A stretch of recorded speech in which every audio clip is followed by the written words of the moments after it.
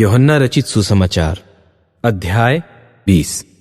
सप्ताह के पहले दिन मरियम मगदलिनी भोर को अंधेरा रहते ही कब्र पर आई और पत्थर को कब्र से हटा हुआ देखा। तब वह दौड़ी और शिमोन पतरस और उस दूसरे चेले के पास जिससे यीशु प्रेम रखता था आकर कहा, वे प्रभु को कब्र में से निकाल ले गए हैं और हम नहीं जानती कि उसे कहां रख दिया है। तब पतरस और वह दूसरा चेला निकलकर कब्र की ओर चले और दोनों साथ साथ दौड़ रहे थे, परंतु दूसरा चेला पतरस से आगे बढ़कर कब्र पर पहले पहुंचा और झुककर कपड़े पड़े देखे, तो भी वह भीतर न गया।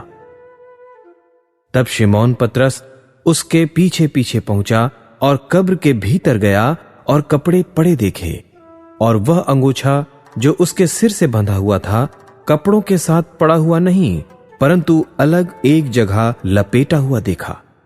तब दूसरा चेला भी जो कब्र पर पहले पहुंचा था भीतर गया और देखकर विश्वास किया।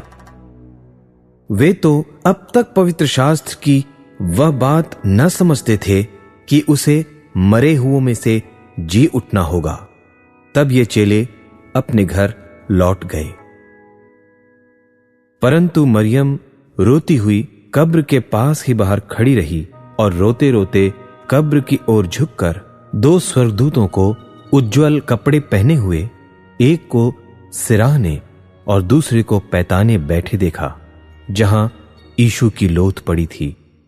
उन्होंने उससे कहा, हे नारी, तू क्यों रोती है? उसने उनसे कहा, वे मेरे प्रभु को उठा ले गए और मैं नहीं जानती कि उसे कहां रखा है। यह कहकर वह पीछे फिरी और यीशु को खड़े देखा और न पहचाना कि यह यीशु है। यीशु ने उससे कहा, हे नारी, तू क्यों रोती है? किसको ढूंढती है?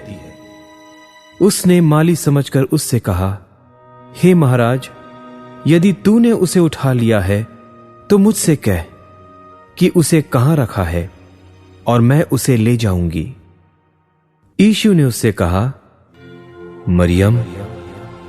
उसने पीछे फिरकर उससे इब्रानी में कहा, रब्बूनी, अर्थात हे गुरु। यीशु ने उससे कहा, मुझे मत छू, क्योंकि मैं अब तक पिता के पास ऊपर नहीं गया, परंतु मेरे भाइयों के पास जाकर उनसे कह दे कि मैं अपने पिता और तुम्हारे पिता और अपने परमेश्वर और तुम्हारे परमेश्वर के पास ऊपर जाता हूं। मरियम मगदलिनी ने जाकर चेलों को बताया कि मैंने प्रभु को देखा और उसने मुझसे ये बातें कहीं। उसी दिन, जो सप्ताह का पहला दिन था, संध्या के समय, जब वहां के द्वार जहां चेले थे यहूदियों के डर के मारे बंद थे, तब यीशु आया और बीच में खड़ा होकर उनसे कहा, तुम्हें शांति मिले। और यह कहकर उसने अपना हाथ और अपना पंजर उनको दिखाए। तब चेले प्रभु को देखकर आनंदित हुए। यीशु ने फिर उनसे कहा, तुम्हें शांति मिले। जैसे पिता ने मुझे भेजा है, वैसे ही मैं भी तुम्हें भेजता हूं। यह कहकर उसने उन पर फूंका और उनसे कहा, पवित्र आत्मा लो। जिनके पाप तुम क्षमा करो, वे उनके लिए क्षमा किए गए हैं। जिनके तुम रखो, वे रखे गए हैं। परंतु 12 में से एक व्यक्ति अर्थात थोमा, जो दिदुमुस कहलाता है, जब यीशु आया तो उनके साथ न था। जब और चेले उससे कहने लगे कि हमने प्रभु को देखा है, तब उसने उनसे कहा, जब तक मैं उसके हाथों में कीलों के छेद न देख लूं और कीलों के छेदों में अपनी उंगली न डाल लूं और उसके पंजर में अपना हाथ न डाल लूं, तब तक मैं प्रतीति नहीं करूंगा। 8 दिन के बाद उसके चेले फिर घर के भीतर थे और थोमा उनके साथ था और द्वार बंद थे। तब यीशु ने आकर और बीच में खड़ा होकर कहा, तुम्हें शांति मिले।